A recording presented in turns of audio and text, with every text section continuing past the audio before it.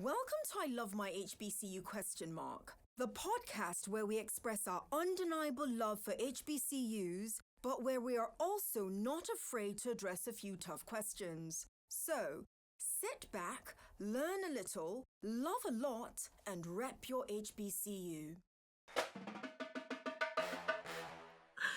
Hello, everyone. I am Tosin, host of I Love My HBCU ? I have the future president of an HBCU as my guest with me today. Spencer Jones, how are you? I'm doing well. How are you doing? Blessed and highly favored.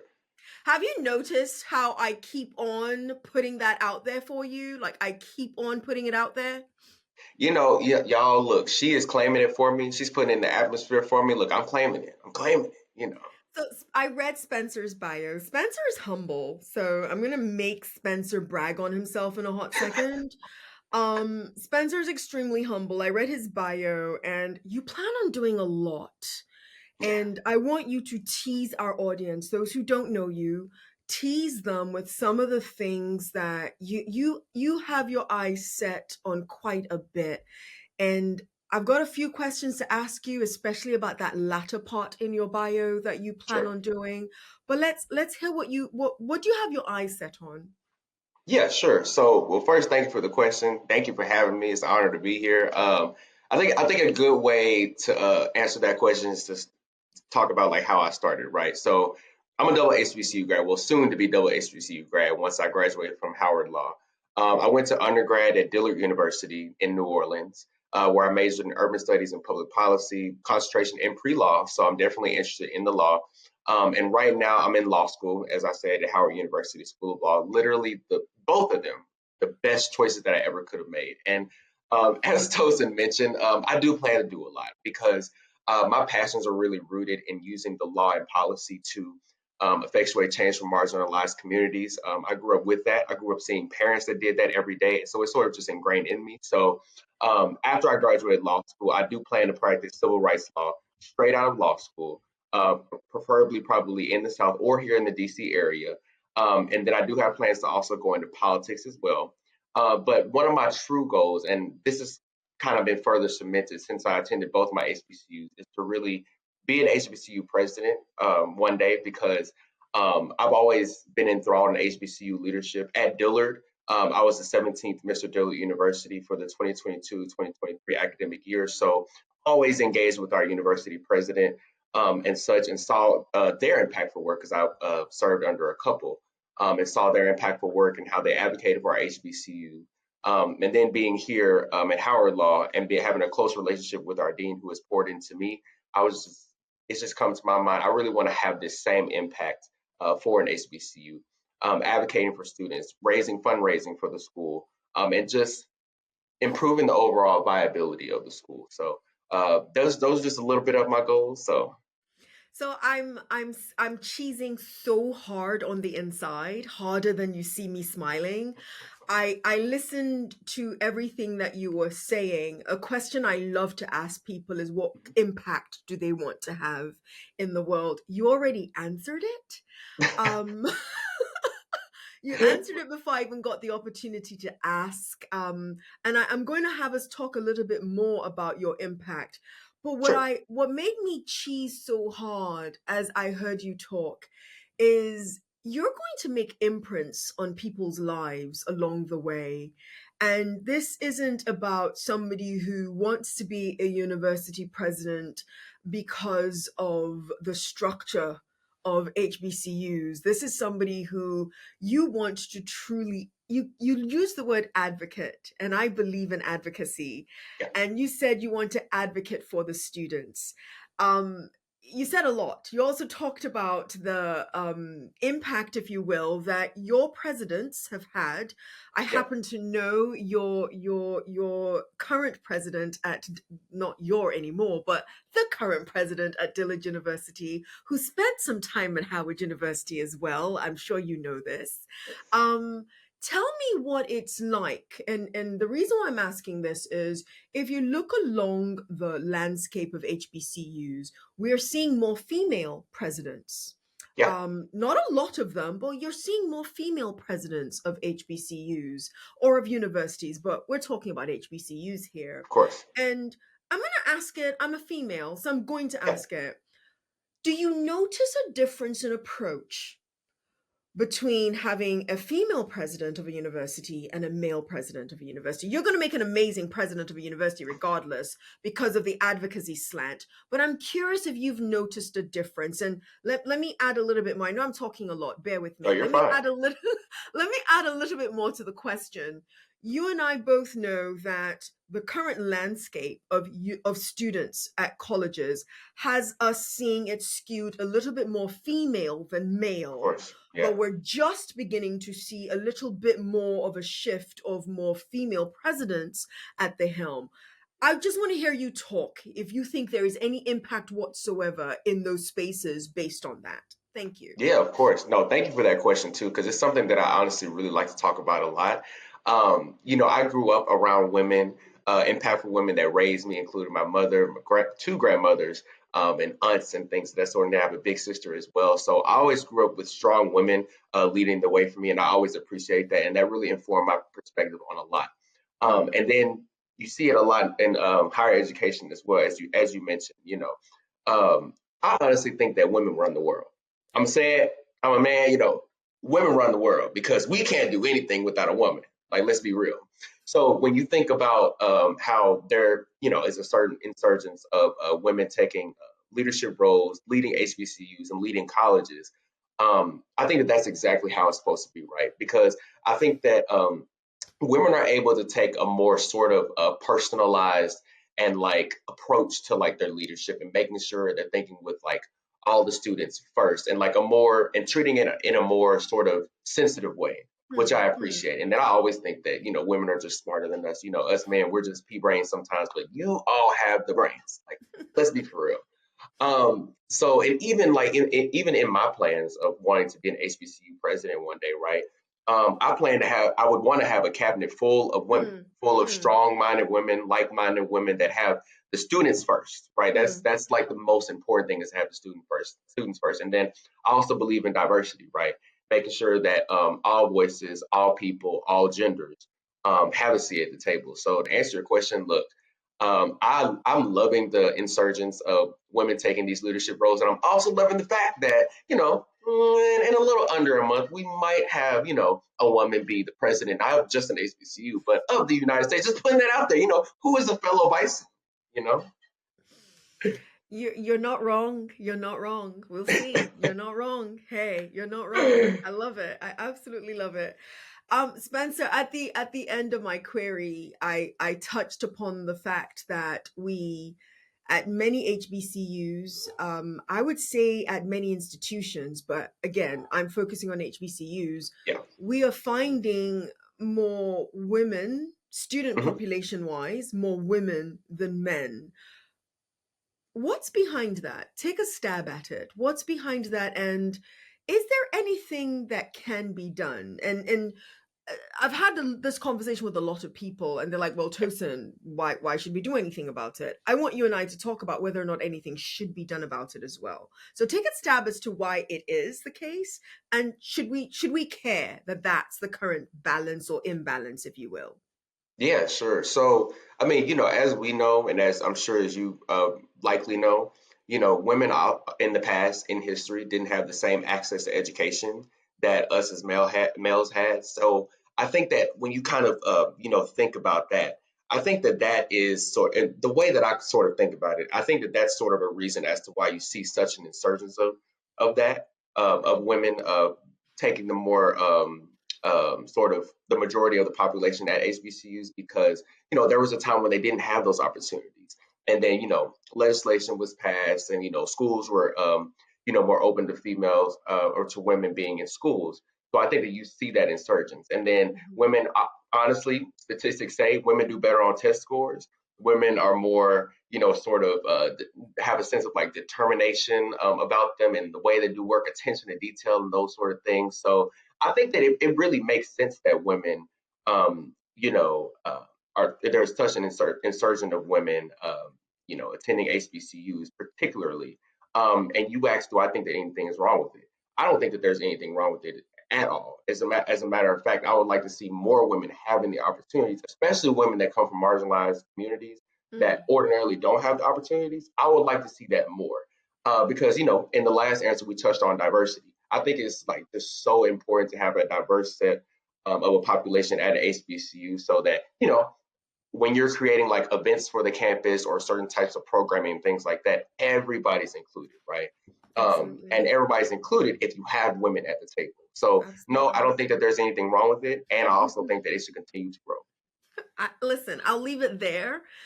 I'll leave it there for now. I'm coming back to getting more Black men in college, but All I'll right. leave it there for now. I want to. You better know this one. So I'm about to treat you to the rapid fire segment that we do on this Okay. podcast, and it is 67 seconds as opposed to 60 seconds. Okay. Spencer Jones. Why is it a rapid 67 instead of a rapid 60? Why is it a rapid 67? Ah, yeah, you might have me with that one. Hmm, I'm not sure. So 1867. Oh, well, okay. You know what? I actually thought about that in my head. I thought about I like God is watching me. I was like, I didn't know if it had something to do with like something else. But when I thought about it, I was like, okay, that makes sense. That makes sense. Okay. 1867 is the The one founding year of that our most great institution. HBCUs, there we go. Yeah, The most HBCUs were founded in that one year alone. And Howard University happens to be one of them. We're both Bisons. So yes, it's an homage to the founding of that many HBCUs in one year. All right, are you ready? yes. Let's do this. Ah, he's got two though. So pick whichever one you want. Describe your HBCU experience in one word. Transformative. Transformative. I love it. If your time in college was a song, what song would it be? Mm, wipe me down. I'm not gonna ask why. I don't want to know why. Okay. What would you have wanted to tell your college roommate but didn't? Say it one more time. I'm sorry. What would you have wanted to tell your college roommate, undergrad, your college roommate, but didn't? Hmm. No matter what diversity you went through before you came to college, you will still succeed because of your HBCU. Oh, wow. I love that. Yeah, On a yeah. scale of 1 through 10, how good of an undergraduate student were you? Yeah, I would like to say a 10. I would like to say a 10, did a lot, but I'd like to say I was pretty good. I love it. I love it. Okay, so this should be easy for you. Okay. Shout out your favorite professor or staff member or person at your undergraduate university and Pro- why.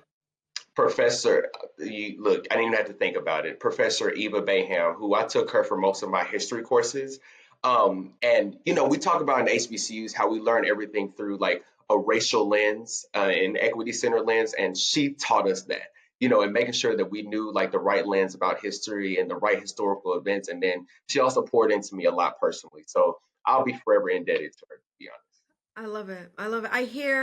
I don't hear this. Sorry to those who are not at HBCUs, but I don't hear this phrasing. It's a phrasing. He or she, they poured into me. I don't Yeah, hear that phrasing as much at non HBCUs. I hear it quite a bit at HBCUs, and I am grateful for every single one who continues to pour into our students in that way because that's there's right. there's something about it that you can't teach. It's a That's right. humanity that you feel. So thank you also for using that phraseology. Of course. Spencer, I don't know you well enough, but I do know this one thing about you. You are brilliant. And something Thank you. tells me that you could have gone to any HBCU, any university that you wanted to, not just an HBCU. Tell us your college selection journey. How did you decide on Dillard and why did you decide on Dillard? Sure, yeah. I love talking about this. So, my mother actually is an HBCU grad as well. She actually went to Dillard University as Okay, well, okay. crazy enough. So, a little bit of a legacy, but however, so a lot of people always ask me, did you choose Dillard, just because of her? And I really didn't, to be honest. And she gave me the opportunity, to really set forth my own path, right? Choose whatever college I want to go to, whether it's HBCU or non-HBCU, right? But of course, she's gonna push Dylan a little bit, of course. So I'm thinking about, where I want to go to college. I do many different college visits, and they're great. But then I went to Dillard, and as soon as I stepped on that gleaming white and spacious green campus, I just fell in love. I fell in love with the community. I fell in love with the culture of the school. And then the school also has a stellar pre-law program. And as you know, I wanted to go into law. Yes. So I wanted to take part in those opportunities. And then I also wanted to be around a lot of like-minded Black faces going through similar struggles as me as well.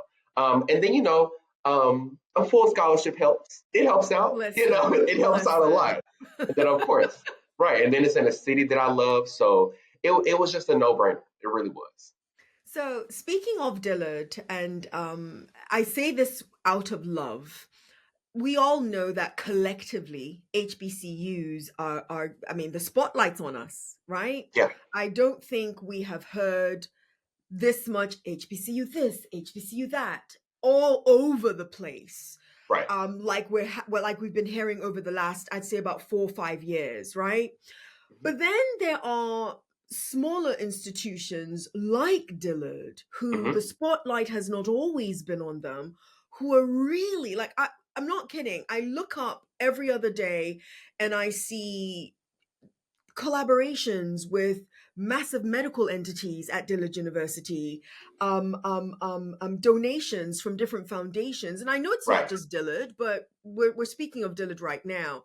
Mhm. How was it to be on campus? Because you are a recent-ish enough graduate of Yeah. Dillard. How was it to be on campus? And did you guys feel that spotlight as it was happening, as the different news, at least what news we would hear of different things happening on your university campus in the most positive way? Do the students feel that in real time? Sure. Yeah. No, thank you for that question. And to be honest, I think that, for a certain point, I think that we did feel it. We did feel it Okay, because, okay, as I mentioned, I was, the 17th Mr. Dillard University. there we So, go. very front facing, person for the university, traveling on for the university. And, when we would have those big events, that like you talked about, they would pull me sometimes at like 5 in the morning to like, come and, show face, give a speech and all those sorts of things when we would have these big donors on campus. So I saw it, right? During my reign, we were able to have Telfar come on the campus and they handed out free bags to students. We did like fundraisers, had a whole prizes for them. BET also did features on us as well for the BET HBCU Royal Court. So it was really great. And then as you mentioned, we saw donations come in. And I think with some of those donations, they're now building a new dormitory hall at Dillard as we speak. You know, helping to build the campus further. So I think that we feel it, but I think that there can always be more, right? Because one conversation that we always had that when a lot of these big donors and these companies would try to give to HBCUs, they would give to some of the same ones. And some of those same ones I think are very deserving. Like Howard, for example, where I am now, Morehouse and Spelman, they train like world class students. So there's no problem with that. But if you're Absolutely. going to give to HBCUs, give to all of them and do your research. Hmm. So you stole the words right out of my mouth. How could you not? I am loving. I am. I'm absolutely loving, because you're right. I've heard that argument time and time and time again, that when organizations want to collaborate with HBCUs or donate to HBCUs, they pick the same 10, is what I would Mhm. say. But there's more than 10. There are 105 last time I checked. And the ones that often get overlooked, and it's why I asked for forgiveness, if you will, earlier on in stating Dillard as a smaller HBCU, but it is Yeah, in size yeah, smaller yeah. than the others. And a lot of the smaller institutions over the years have gotten greatly overlooked. And so I do like the fact that there is more spotlight on the smaller institutions. And I do agree with Spencer Jones. And I like the way Spencer put it when you said, do the research. Do the Yeah. research. Because if you do the research, you might realize that they need it more than some of the bigger institutions. Not that the Yeah. bigger institutions are not deserving, but they need it more for so specific reasons. That's right. And some of them actually have programming that the other institutions don't have. So if you Yes. really wanted to support some of these students in this field or that field, you do need to go to Prairie View A&M. You do need to go to Dillard. You do need to go to Hoots and Tillotson. Like the list goes Yes. on. I'm going Yes. to stop because I'm not the one that's supposed to be responding to these questions. It's No, you're you. doing great. Oh, look, I'm agreeing with all of it. All of it. I'm going to shift now to your impact. Okay. And like I said, I asked this question, but you already answered it. But I want us to get a little bit more robust. Sure. When I got excited when I looked at your bio for several reasons. We are I love my HBCU question mark is a social impact and civic engagement platform. That's what we are, and Yeah. we have Generation Next Thought Leaders Summit and so on and so forth that we do, and so we are nonpartisan. We are not political. We do not align in any way, but we align with issues. Yeah. We align with advocacy. We align with amplifying voices. And so you mentioned advocacy earlier on. If one looks at your trajectory, I don't want to make any comparisons, but wow, Ben Crump might want to be on the lookout. Look, an inspiration of mine, for sure. An How could he inspiration. not be? How Yeah. could he not be? How Yeah. how I met him not too long ago and I teased with him, sir, the fact that every single time I turn on my television set, you're on it is a good and a bad thing. And he understood exactly what I meant when I said that. So how could he not be an inspiration? So when I read Spencer Jones's bio, I see something. And so I want Spencer Jones to tell us, you said you want to be a civil rights attorney someday, Yeah. and that's the path that you want to take on. What impact do you truly want to have on this world beyond what you've already shared with us? Sure. Yeah. Beyond what I've shared. So I just really want to be remembered, as a person that just led with my heart.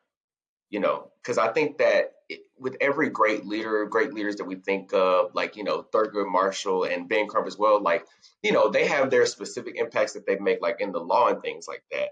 But people always remember them for how they made them feel and how they led with their heart, right? Yes. So I really just want to embody that and amplify that and grow that, to be honest, and just be remembered as that type of person. And I just particularly want people to remember me as a person that made impact for marginalized communities and particularly Black communities, right? In any way, shape, or form. We know civil rights is vast, right? I'm passionate about voting rights, right? So that's another area that I want to grow. Also passionate about housing insecurity. I'm actually in the Fair Housing Clinic here at Howard Law right now, where I have Wow. real clients able to represent them in court for those who have housing issues and things of that sort. So, and being able to just talk to those clients, or talk to my clients rather, um, and just hear their stories, and they're crying to us when they're telling it. And then when we get like a good verdict back or something good happens in the case, like, it brings so much joy to them. Like, that's what I want to be remembered by. Money is great, but impact is even more. You know what? It's moments like this. I'm not kidding. I know you don't know me that well, Spencer, but this is really who I am. In moments like this, I do wish I had a studio audience. I don't want one. I never wanted one. But in moments like this, I do wish I had a studio audience. And here's why. As you were talking, I would have loved looking at the faces of the studio audience and wondering if they felt what I just felt. Because what I just felt is somebody, oh gosh, I cry easily. Tosin, there's no reason to cry. Stop it. Stop it. Stop it. Stop it. There's no reason. I heard somebody, you want to fight for people. That's Yeah. what I heard. And the passion in your voice, it just sounded so authentic. It sounded like if I ever come across anything going wrong with people, I need Spencer Jones's number on my Hey, call speaker. me. No, no, Call no, for me. real, for real. That's the energy with which you just spoke. That at least that I heard. Thank Somebody you. who wants to fight for people, and somebody who's passionate about that fight for people. Um, Thank you so much. you talked about voting rights. You talked about housing inequity. Lord have mercy. If we went into any one of those for too long, we could have a conversation for the next hour. Oh, tell me. Um, Teen Vogue did an article recently. I think Mm, it came out. What month are we in? Dear God, time is not a real thing to me October, anymore. yeah. Oh, there we Years go. flying by, October. years flying by. Literally. And granted, when people actually hear this episode, chances are will be months away from now. But it is October 2024 as we speak, and Teen Vogue did an article recently where they polled and spoke to students who they're hoping will vote in the Mhm. upcoming election for the next president of the United States of America. And I Yeah. loved reading what they had to say, and I'm not going to quote any one of the students that they spoke to, but one of the students that they spoke to said, everyone has been, she said, pressuring, everyone has been pressuring us to vote, but they aren't doing as good of a job having us focus on the issues. So Mm, you're pressing on the fact that I should vote, and you're pressing on the fact that it would only make sense if I voted for this person or that person, but we're not getting into conversations as to why I should be yeah. voting for this person or that person. Touch on that. As somebody, Yeah. you said you're passionate about voting rights, and how again, especially in the United States of America, no offense, how could you not be? Right. But I want to say gratefully, we are at a place now where most, they might argue whether or not their vote matters or whether or not their vote counts, but they do see the importance of voting. They do. Yeah. So thankfully that's no longer an arduous fight anymore. Mhm. But I don't know if we've done as good a job, Spencer, and I'd love to hear your thoughts. I don't know if we've done as good a job of just conversing on issues that Mhm. make it necessary for you to feel the value of your vote. What are Yeah. your thoughts on that? Look, I as someone who has worked in voting rights initiatives and voting rights programming on and off campus, I could not agree with you more, to be Okay. honest. Because we push students and young people in particular to vote, vote, vote, vote, vote, vote. But they're like, okay, what do I do once I get to the ballot? Or before I get to the ballot, like how am I going to know or like research these candidates? And that's important, right? I remember in 2022, yeah, there were primary elections going on in New Orleans on campus, and as mentioned, was a campus leader.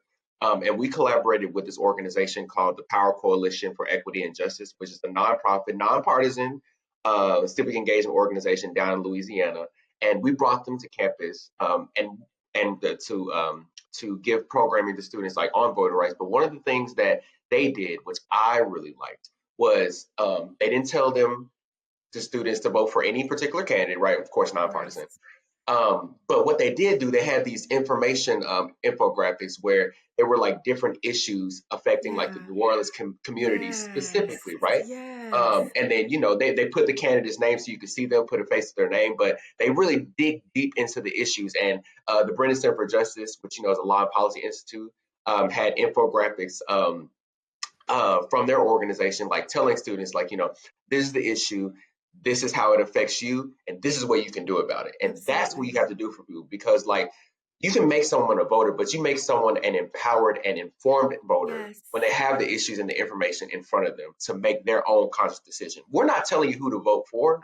But Absolutely. we are going to tell you what the issues are and what you can do about it. Spencer, if you and Tosin got together with a few other people um, to try to get the message out there that, especially to so let me take just half a step backwards. Yeah. A lot of my students that I come in contact with, even our junior segment producer for this episode will be the first to tell you, I don't want to talk politics. Oh, no, I don't like politics. And I'm that person too. Let's be very clear. On a day-to-day basis, if you were to try to talk politics with me, I'm like, okay, so no, I'm not doing that. But you know what our problem is? It's everything you just said. And that's why people like Tosin and Spencer and the rest of the world need to come together. I care about Black students. I care about everybody else too, but I care mostly about Black students, to be extremely honest with you. Of course. And I want us to get across to our Black students that everything is politics, because everything is an issue. Thank you. Everything is an issue. And if we took the word politics off the table, because it's a dirty word, right? Take it off the table and just focus on abortion, focus on fair housing, focus on healthcare, focus on policies that affect you, whether you like it, whether you are talking politics or not. Focus on the policies that are going to determine how you live your life, whether you talk politics or not, whether you like politics or not, it's affecting you. You are a policy wonk from the little that I heard, that I read. I did my homework on you, Spencer. I did. You are a policy wonk. How do we make policy for those of us who don't want to get, because policy is dense, right? And it takes a whole heck of a lot sometimes to get through some of that. For students, undergraduate students especially, they are the next generation. And they are the ones that are going to be making these decisions someday. So we have to try to get them interested in this stuff. How do you, Spencer, suggest that we get our students more, let's not use the word excited, get them more interested in policy? Yeah. No, I think that that's a great question. And I think that to sort of like bottom line it is first meeting students where they are, right? Because a lot of like policy center, like, conversations and topics, like most of the time they don't like reach students, but what does reach students are things like, social media and TikTok and all these sorts of things, and inviting like more, sort of like young, other younger people, to be honest. And for us younger people that are more so attuned to these policy issues, we have a duty, right, to fill in the gap for my brother or sister who may not be as informed as me. So it comes with like, meeting students where they are, pushing out like sort of like ads like on TikTok and on Instagram and things like that, and like sort of making it cool, right? But then also putting some of the burden on us other students who, may be more attuned to these things, but are not, doing our due diligence and making sure that my brother and sister knows about the issues in like healthcare, voting rights, Absolutely. fair housing, all of those type of things, right? So it's a bit twofold, you gotta meet the students where they are, but we have to pull them there as well. I appreciate you. I really do. This is going to be easy for you. And I take the Mr. Dillard hat off for 2 seconds when you answer this question. Just as a regular student on campus who loves his campus, what did Dillard get so right for you that makes you love Dillard University? Just the friends that I made. The friends that I made and the community that I made. I moved, a long way from New Orleans. I'm here in Washington, D.C. now. And I still have just a great Dillard community here. And, even aside from like just the whole community, thinking about 4 friends in particular that I know are going to be at my wedding, that are going to be, with me in different walks of life, and I'm excited to see them, even later on next month for homecoming and things like that. But just, what Dillard got right was just the people that it introduced me to. And just, the growth that it gave me through those connections. Dillard got a lot of things right, but that's the one that I would say had the most impact on my life. It's just the relationships that it gave me. I love it. I love it. If I asked you what Dillard got right, out of Yeah. love, what do you wish Dillard will get right in the Mhm. future? Yeah, for sure. And I think that that's an excellent question because when you point out things like that, that's how an institution grows. One of the things that I want Dillard to get right definitely is to make sure that, and I think that this is a problem across a lot of HBCUs, is investing more Hmm. into sort of the cosmetics of the institution, like do renovations and all those sorts of things. Particularly because we're in New Orleans, right? Or Dillard is in New In Orleans, New Orleans, susceptible yeah. to a lot of like heat and things like that. So let's just make sure we're taking more of like an active attention to that while we give attention to like the academics and things like that. Let's make sure the school cosmetically looks right as well, because that even can have an impact on how students learn. Okay. Um, Finish the sentence for me, Spencer. Okay. Because of my experience at my HBCU, I will not. Because of my experience at my HBCU, I will never ever make sure that another Black person does not have a seat at the table in any room that I'm in.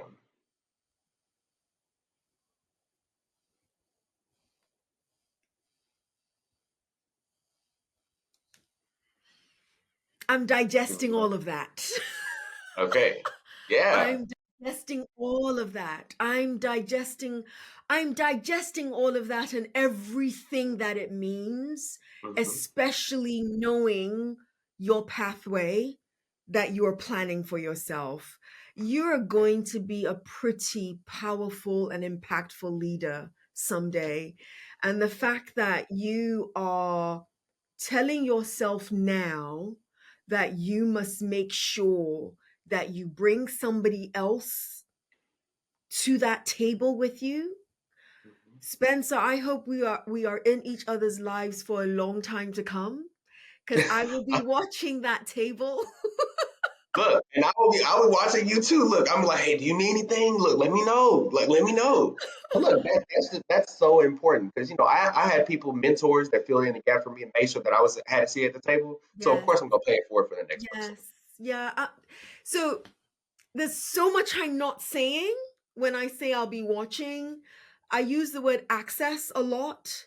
Um, those who tune in know that I am the dean of an honors college at an HBCU currently, and I speak fondly of my relationship with the president of our university. And when he and I have conversations, and he asks me, um, everyone knows Dr. Tosin is going to bring a student into my boardrooms. I'm going to bring a student into board activity. And when they see me, they look, okay, where's the student? There's a student around. So when I hear you say that, it hit a chord.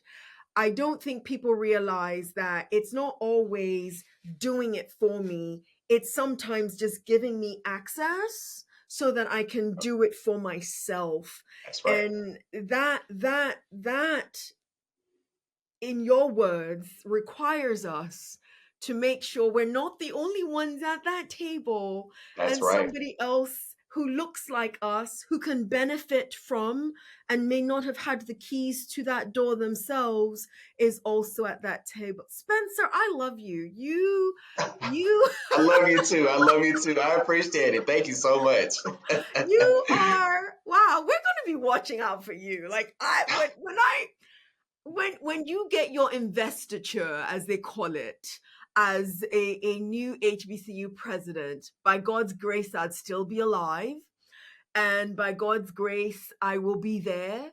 And if I am not there, I need you to know that wherever I hear it, I am screaming so Oh, loudly thank you out so of much. pure and utter joy that you are Oh, there. Honestly, thank I you just need you so to much. know that. Okay, we're wrapping up shortly, I promise.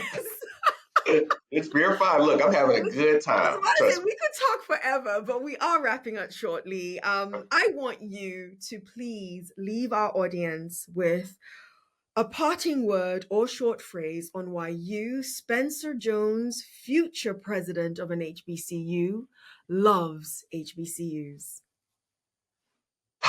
Man, I I love HBCUs because they are just like in a world where we as Black people are ostracized and left out and criticized. HBCUs are a source of comfort and love for all of us, and that's why I love HBCUs. It doesn't matter whether you go to Prairie View A&M or to Hampton or to Howard or to Morgan State or to Dillard or to Xavier. It doesn't matter where you go. It's always a source of love and comfort for any Black student that goes there. So that's why I will forever love HBCUs, no matter all of the 105 of them. Spencer Jones, and to the audience, thank you for tuning in to I Love My HBCU question mark. It is impossible. If I were not the host of this podcast and I watched this, I'm hitting 20 likes, not because of me, but because of Spencer Jones. I Thank do you. hope that Tosin has earned the pleasure of anybody watching and listening to subscribe to I Love My HBCU question mark. Yes, hit This that has button. been, thank you. Thank you so much, Spencer. This has been amazing. And Spencer, I actually do love you and will be literally looking out for you. Thank you so Thank you. much for being my guest, and yours in HBCU love. See you next episode. Thank you. Thank you. You have a good one. You've been listening to I Love My HBCU question mark. Let's keep the conversation going as we share our stories and encourage more practical support of HBCUs, whilst of course holding each other accountable. Don't forget to follow and subscribe for the latest episodes. Until next time, love and lift your HBCU.